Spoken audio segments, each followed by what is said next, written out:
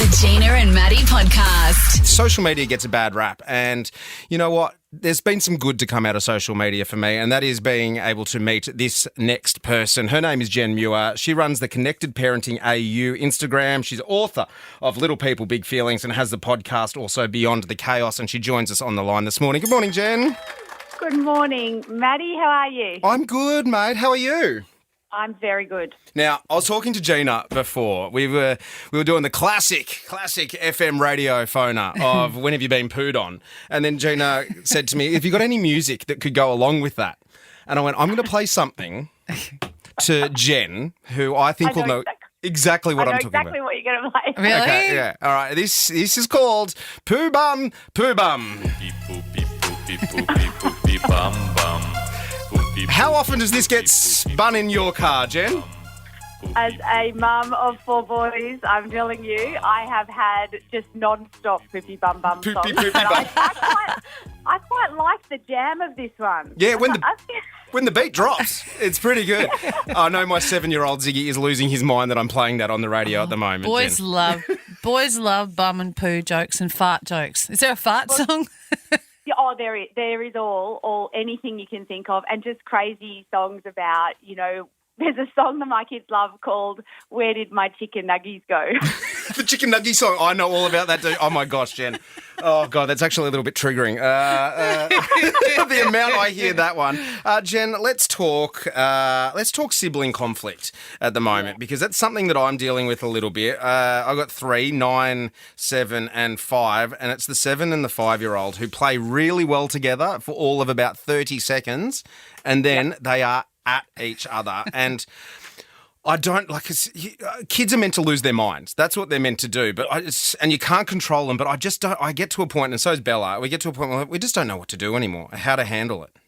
Look, the first thing I would want you to know is that for your 5 and 7-year-olds, Yeah. so the peak of sibling fighting is between the ages 3 and 8. Okay. And the average normal healthy pair of siblings will fight up to 8 times an hour. So I hope already you feel better. Oh God, that's healthy, is it? Brilliant. I don't know who it's healthy for. It's healthy.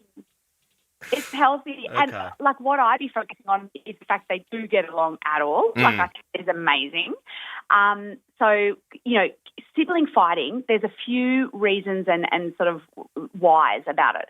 One is that it is healthy. It is how kids learn about power and negotiation. So it's knowing that there is a purpose to that.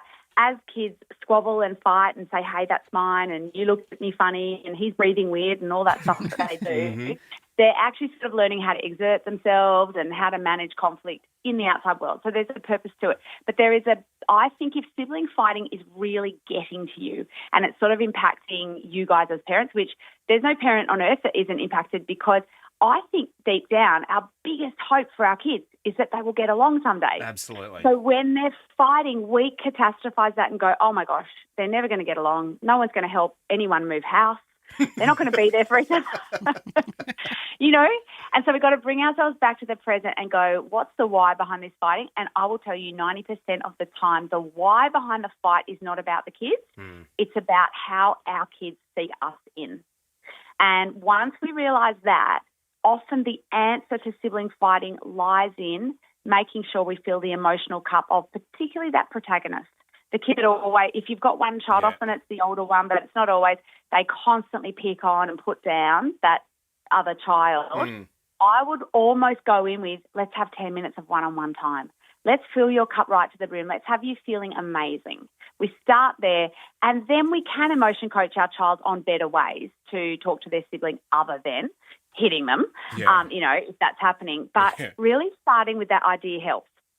Okay, I love that so much. I wish you were around when I was a kid, because my brother and I, we've just stopped fighting now. Oh, God, don't say that, Gina. No, it's true. God. And we get on great now, but it took quite a while. Jen, there's usually good cop, bad cop in the parenting.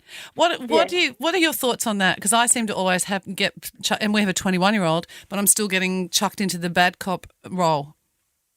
Well, this is how we roll as parents. You know, some of us are on the sort of softer good cop side, some of us are on the firmer bad cop side, and we marry each other. It's just fine. It's just how it works.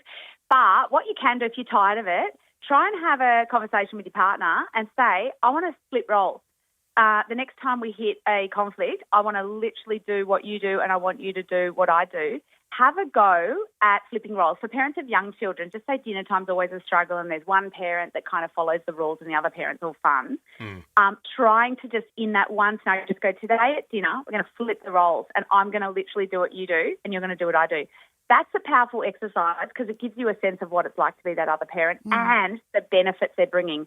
So often bad cop feels like, I do all the work, and good cop's like, I'm bringing all the regulation. and actually you're both doing amazing, and together you are being a fantastic team. That's a great But tip, if it's Jen. not working for you, try flipping the roles.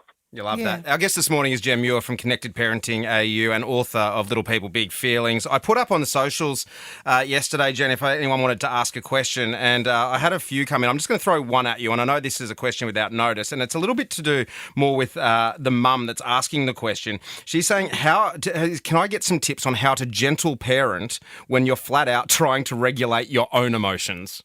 Oh, such a good question. And what I'd say, first of all, I don't love the word gentle parenting. I think it really confuses parents. It's actually a term that's sort of come out of America, and it makes us think we've always got to be gentle. Yeah. And that's not, obviously we are definitely not harming or hurting children, but sometimes our parenting in a way that's connected and what our kids need requires us to be quite firm and take charge and take the lead. And sometimes this idea, so first of all, ditch this idea of gentle parenting. Second of all, know of everything I talk about, trying to get that right around 30% of the time. So not 100%. Okay. I'm not calm and kind of welcoming my kids' feelings on the floor every time they have an emotion. I would never leave the house again. So if we lower that, and then the third thing, the fact that this mum is aware that she is trying to process her own stuff tells me she's doing better than she thinks. So try and find that 30%.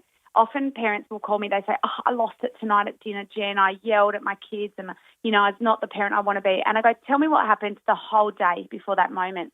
And then they'll tell me all these amazing things they've done for their kids, moments of connection, moments of sitting with their child in big feelings.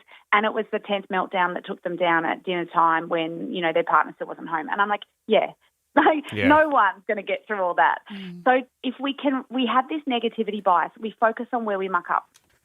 And if we can instead focus on where we go well, I know it helps. It makes us go better the next day. God, so I always feel like a better parent after I've spoken to Jen. It makes me feel so much better about myself. Me and too. If you're listening at the moment, you're going, I need a bit of Jen in my life, make sure you are following her Connected Parenting AU on Instagram and grab the book, Little People, Big Feelings, or, wherever you get your potties as well, Beyond the Chaos, which is a bit of fun with Amy Gerard as well.